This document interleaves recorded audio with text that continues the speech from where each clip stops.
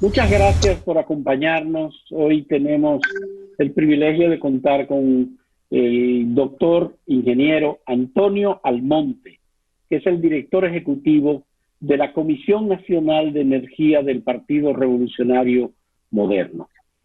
Antonio Almonte, conocido cariñosamente como Toñito, es graduado en física y en ingeniería nuclear en Madrid y en Londres. Y es la persona que ha tenido a su cargo la responsabilidad de conducir las políticas del tema energético en la República Dominicana. A nosotros nos interesa hablar sobre ese tema porque hay mucho de qué hablar sobre ese tema. Había un proceso vinculado con la venta de las acciones de Punta Catalina, pero en primer lugar me gustaría preguntarle a Antonio, como trabajador también que es en el área de la salud, ¿cómo ve, cuál es su análisis del comportamiento del COVID-19 en República Dominicana y las estrategias que ha elaborado y puesto en marcha el gobierno para evitar el contagio del COVID? Que en el día de hoy tenemos 320 nuevos casos. De nuevo subimos sobre los 300 en el número de infectados. Antonio, muchas gracias por aceptar. ¿Podría Muchas gracias a decirme? ti. Sí, adelante. Muchas gracias a ti, Fausto, por tu invitación. Y de nuevo te felicito por tu programa y este esfuerzo. En medio de la pandemia, siguen el esfuerzo de comunicar a la sociedad. Bueno, por un lado, creo que como ciudadanos tenemos que expresar la preocupación que tiene todo el mundo porque esta situación termine lo antes posible y que tenga el menor impacto posible en términos de la salud de los dominicanos y dominicanas. Todos los dominicanos de buena fe queremos precisamente que muera la menor cantidad de personas o que no muera nadie y que nadie sea infectado, pero eso no es la realidad. La realidad es que los hay. Y nosotros tenemos que rogar y hacer el esfuerzo porque sea la menor cantidad posible, a ver si volvemos a retomar el curso normal de la vida en República Dominicana. En lo que respecta al manejo de la pandemia, en principio parecía difícil decir que el gobierno tenía o tuvo alguna estrategia, que es un poco problemático, porque la mayoría de las naciones, con su sistema de la administración del sector salud y las políticas de Estado al respecto, pues tienen, entre otras especialidades, tienen también estrategias epidemiológicas, porque las epidemias no son nuevas. Es decir, las epidemias son de las cuestiones más latentes sobre el mundo con el curso de los años. Y por consiguiente, las naciones tienen sus espacios de especialistas, es decir, sus laboratorios, sus estrategas, sus especialistas, sus hospitales, sus recursos, todas las naciones, para manejar epidemias. Nosotros aquí hemos tenido epidemias. Por consiguiente, debemos tener una cierta experiencia en el manejo de las epidemias, aunque esta tiene una connotación muy diferente a las anteriores. El tema, como yo digo que no había como estrategia, es porque el primer punto para una estrategia, ciertamente, de contención de la propagación del contagio de una pandemia como el coronavirus, el primer punto que siempre se habla es que el Estado tenga una idea aproximada de cuál es el número real de contaminados en la sociedad, porque a partir de los contaminados, las personas contaminadas son el vector o el mecanismo de transmisión y de contagio. Entonces la estrategia de contención preventiva, de aislamiento y de tratamiento de los infectados se hace mejor a partir de tener un conocimiento mínimo. Pero para tener ese conocimiento es necesario conocer cuánto hay infectados, y para saber cuánto hay infectados hay que hacer pruebas. Una cosa es usted saber lo que hay infectado cuando el enfermo va a la hospital, y otra cosa es cuando hay una estrategia de pruebas que permita tener una cuantificación de dónde están esos cuantificados, en qué proporción se concentran y cuál es su dinámica. Aquí nosotros no hemos tenido estrategia de estado de pruebas. Apenas hemos hecho algunas pruebas que son absolutamente ínfimas en comparación a la cantidad, a la población. Yo escuchaba el día pasado al presidente de la República en un informe que dio, en un discurso, hablar del número de contaminados, etcétera, en otras naciones, como el caso de Estados Unidos, etcétera. Nosotros no podemos casi comparar, porque en esas naciones hay una política de aplicación de miles, y en el caso de Nueva York, por ejemplo, de cientos de miles de pruebas. Y cuando usted hace muchas pruebas, encuentra, bueno, pues tiene la posibilidad de identificar mayor cantidad de contaminados. En la República Dominicana, si se hicieran pruebas masivas, rápidas, o al tiempo que fuere, nosotros posiblemente tuviésemos una mayor detección, tuviésemos una mayor comprensión de cuál es la dinámica. El Estado Dominicano, en ese sentido, creemos que a fruto de la presión de la sociedad y de los diferentes sectores, bueno, pues ha ido haciendo ajustes en lo que se refiere a la adquisición de pruebas, en lo que se refiere a la adquisición de mascarillas, y lo que ha estado es, en un sentido que sí es criticable, es un poco politizando mucho las acciones. Y la politización no es solo porque la aproveche el candidato oficial del gobierno, en este caso Gonzalo Castillo, sino porque incluso las colaboraciones que le han ofrecido otros partidos políticos o líderes políticos, prácticamente las ha rechazado. Por ejemplo, una de las necesidades en circunstancias como esta es la disposición de centros hospitalarios o de centros en los cuales se pueda aislar a los pacientes o a las personas que están contaminadas, infectadas, para darles un manejo, que tengan la cuarentena lo más aisladamente posible. Y entonces, en ese caso, el ofrecimiento del hospital que hizo Luis Abinader con su instalación en La Vega contribuía a eso. Sin embargo, hubo muchos obstáculos y mucha dificultad para aceptarlo y ponerlo en marcha. Y asimismo con otro tipo de colaboraciones. Y finalmente, como el impacto de la pandemia no es solo en términos de salud, sino también en términos de su económico, en términos social, e incluso en el caso de la República Dominicana tenemos una realidad que es diferente a la mayoría de los países de América Latina, y es que la pandemia llega a su auge precisamente en el momento político más delicado que ha tenido el país en los últimos 20 años, que es la celebración de unas elecciones competitivas con un partido que quiere reelegirse en el poder, digamos, por quinta vez consecutivo, y en donde hay unas importantes tensiones políticas y sociales acumuladas, y que por consiguiente hay muchas expectativas. En esa circunstancia es que se produce el coronavirus, y por consiguiente hizo suspender las elecciones de mayo,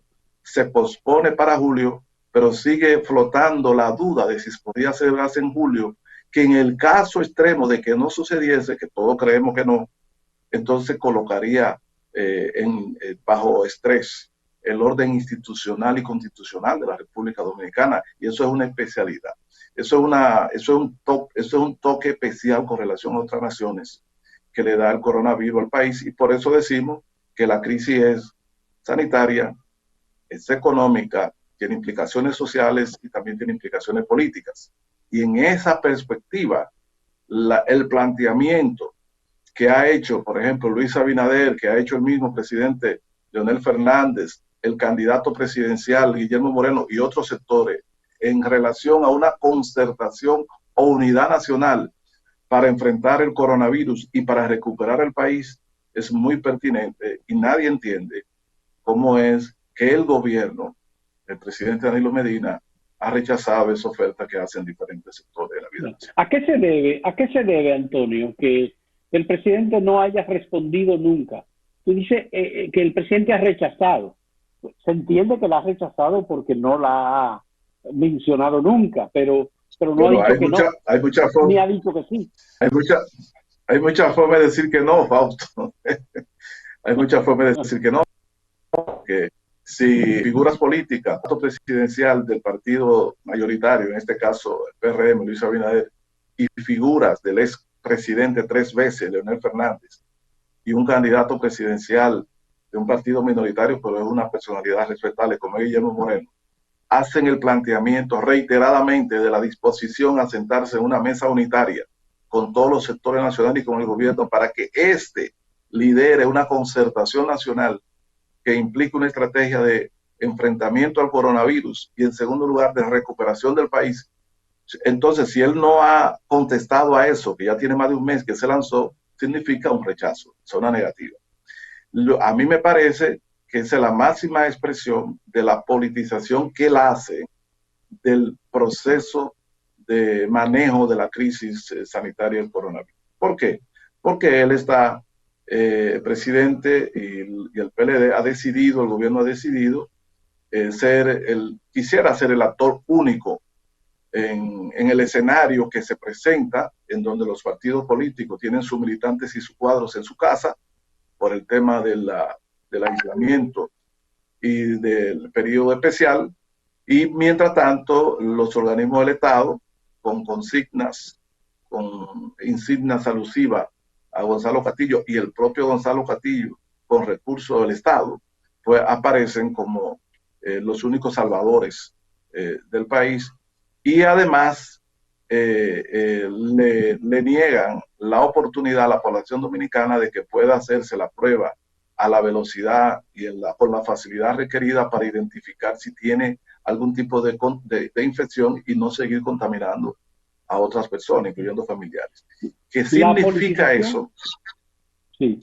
¿Qué significa eso? Significa eso, por ejemplo, en el caso pasado, el domingo pasado, muy llevado y traído, que es el de Puerto Plata, una exposición masiva de la población a enfermarse y eventualmente hasta fallecer por razones, digamos, de tipo político, con iniciativas que tienen que ver mucho con una estrategia de campaña que linda yo diría que en lo irracional.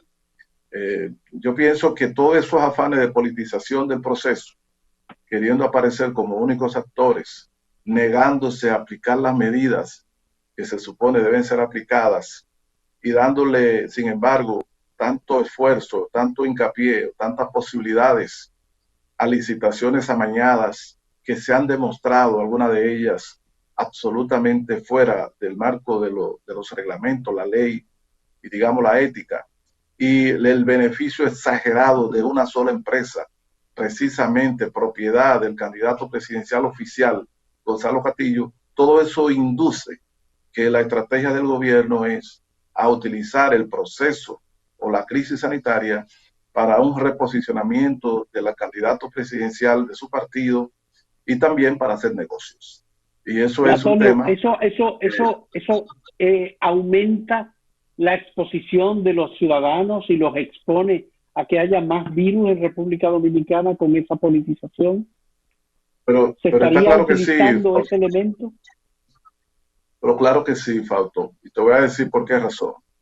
En primer lugar, la escasa cantidad de pruebas, o sea, la limitada cantidad de pruebas que se ha hecho, o la dificultad para las pruebas, le dificulta a la población conocer dónde están los focos de infección y por consiguiente las expone más.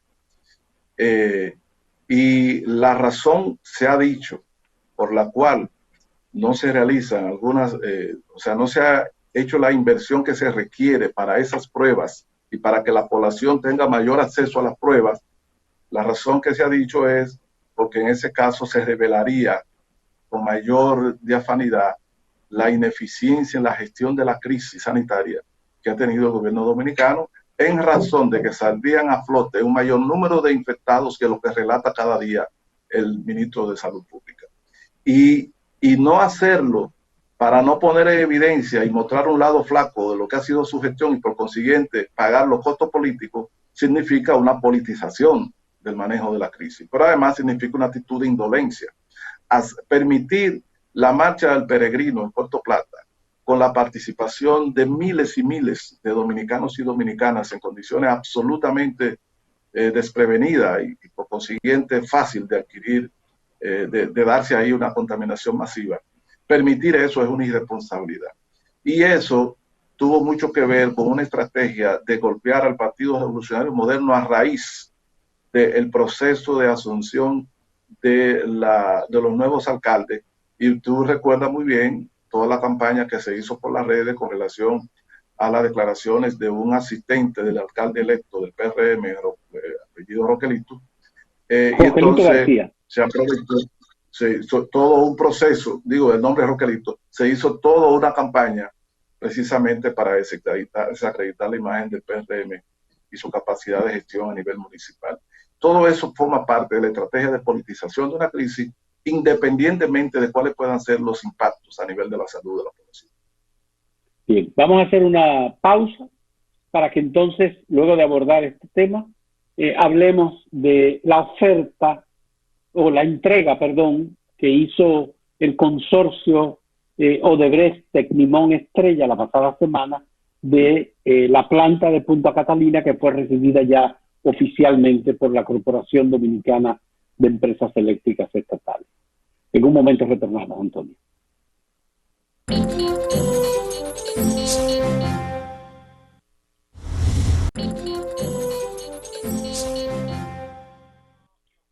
Muchas gracias por continuar con nosotros. Seguimos con Antonio Almonte, es graduado en Física y en Ingeniería Nuclear en Madrid y en Londres, y es el director ejecutivo de la Comisión Nacional de Energía del Partido Revolucionario Moderno. ¿Cuál es tu punto de vista, Antonio, sobre la recepción que hizo la CDE de la planta de Punta Catalina la pasada semana? Bueno, yo no estoy, como dice, como ciudadano dominicano muy conforme con relación a eso. Le voy a decir las razones. En primer lugar, hay dos pruebas, hay muchas pruebas que se hacen a una planta de energía eléctrica de esas características antes de uno decir que ha sido definitivamente aceptada. Primero está la prueba de desempeño o performance test, en donde el contratista, el constructor y el dueño de la obra, en este caso la CDE como representante del gobierno en la fase de ingeniería técnica, pues hacen y se ponen de acuerdo con relación a los resultados decenas y decenas de pruebas. Esas pruebas verifican si las características del desempeño de los componentes principales del sistema de generación se corresponde con las especificaciones entregadas en la oferta técnica que formó parte de la propuesta de licitación. Es decir, en palabras sencillas, el gobierno y la CDE tienen la obligación de verificar si lo que se le prometió es exactamente lo que se está entregando. O mejor dicho, si lo que se pagó es lo que se le está entregando. Hay otra prueba que se hace también que... ¿Y no hay ninguna declaración del gobierno sobre lo que recibió, Antonio? Exacto, ¿no? La declaración implícita es de que está conforme. Ya. Es decir, si el gobierno la recibe, es porque está conforme con los resultados de las pruebas. Y entonces hay otra prueba que se llama verificación de performance, verificación, que le dicen prueba Verope, que es una prueba clave, porque es una prueba que hay que hacerla y que tiene que conocerse los resultados antes de que esa planta reciba el permiso para la producción y venta comercial de su energía en el sistema eléctrico dominicano. Porque usted instala una planta, usted dice, yo te entrego, ya la construí, recibe esa prueba el dueño de la planta, ahora esa planta va a participar en un sistema donde hay conectados decenas de otras plantas eléctricas y el país entero está conectado. Entonces hay otras pruebas para verificar si el funcionamiento de la planta garantiza la integridad y la estabilidad del sistema al que ella se conecta. Esa es la prueba Verope. En esa prueba se identifican, por ejemplo, cuál es, entre otras cosas, si la potencia máxima que es capaz de entregar la planta es la que ofreció el contratista. Y si esa potencia máxima la alcanza consumiendo la cantidad de combustible que ellos dicen que es requerido y que es máximo que ofrecieron. Es decir, yo puedo alcanzar esa potencia máxima consumiendo el 85% del combustible que es capaz de consumir la planta. En consecuencia, lo que hemos sido informados es que a la planta número 1 se le hizo esa prueba Verope.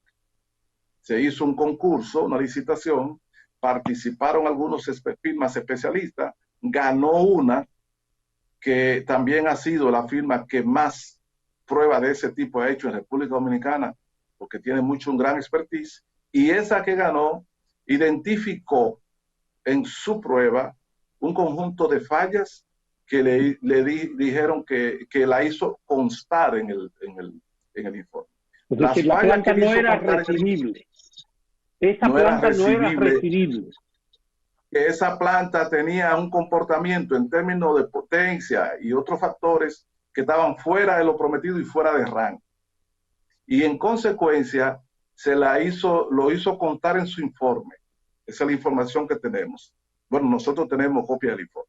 Lo hizo constar en el informe, y ese informe así no puede ser llevado al organismo coordinador. Y el organismo coordinador del sector eléctrico, que es el que le da la autorización para la comercialización de la energía, no la ha recibido.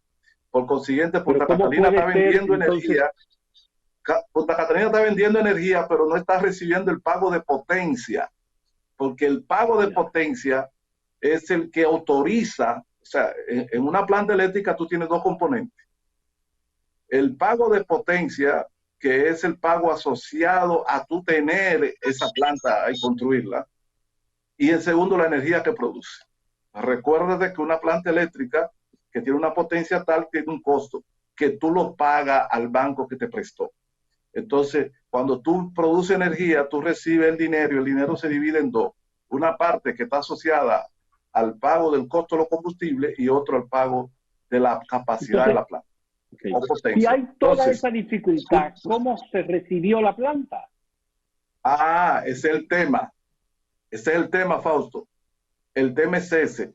Si averigua, tú vas al organismo coordinador y tú buscas prueba Verope y tú vas a encontrar que el folder donde vivió esta Punta Catalina, que dice Punta Catalina, está vacío. Y ellos no han publicado el informe de la prueba Verope. Y aunque se le pidió, el técnico o los técnicos que hicieron la prueba dijeron que no podían quitar las observaciones que tenían, porque eso hacía... ¿Cuál es el impacto de eso? Te voy a decir. El impacto de eso ha sido en la planta número 1, que para lograr la potencia máxima, la planta que está trabajando a una tasa de consumo de vapor, de combustible, superior a su nivel de diseño. Y eso ha forzado la caldera y los componentes, la serie de tubería y componentes. Y entonces se ha producido en varias oportunidades pinches en parte de la tubería de la caldera. Fíjate que es una planta que ha tenido que salir de circulación varias veces con apenas meses de instalada. Bueno, el día que el presidente Danilo Medina iba a dar su último discurso, hubo muchas dificultades porque hubo un apagón casi general en todo el país. Porque a la planta la están forzando y está siendo trabajada fuera de los rangos de diseño. Y por eso ellos no han publicado la prueba Verope. Y por esa razón, ellos no quisieron aceptarle la prueba a la compañía. La compañía dijo que no podía variar lo que ella encontró, que había que repetir esa prueba, que había que hacer ajustes. ¿Y tú sabes qué significa eso? Si la planta trabajase, Fausto, y esto es importante que te voy a decir, nosotros estamos investigando y tenemos ya muchos informes en las manos de eso. Si la planta trabajase dando a nivel del rango de diseño en algunas cosas, la potencia que produciría sería por lo menos 20 megavatios menos cada uno de la planta. Si tú tienes que la inversión que se ha hecho son 3,000 y pico o 2.500 millones de dólares, como tú quieras, cada megavatio costó casi 4 millones. Si tú tienes 20 megavatios menos de lo que tú pagaste, tú estás hablando entonces de que en una sola planta tú tienes alrededor de 80 millones de dólares pagados de más.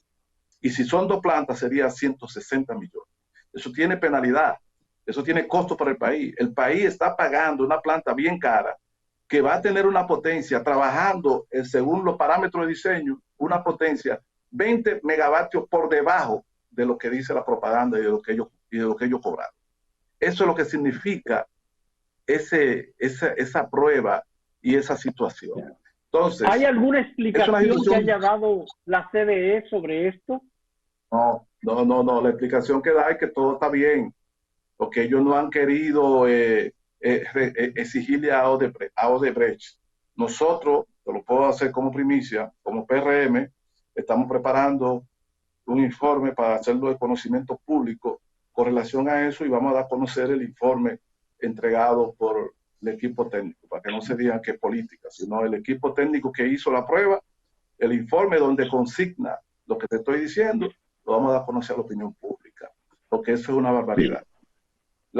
Y también vamos a explicar en detalle las implicaciones que tiene económicas y las implicaciones técnicas.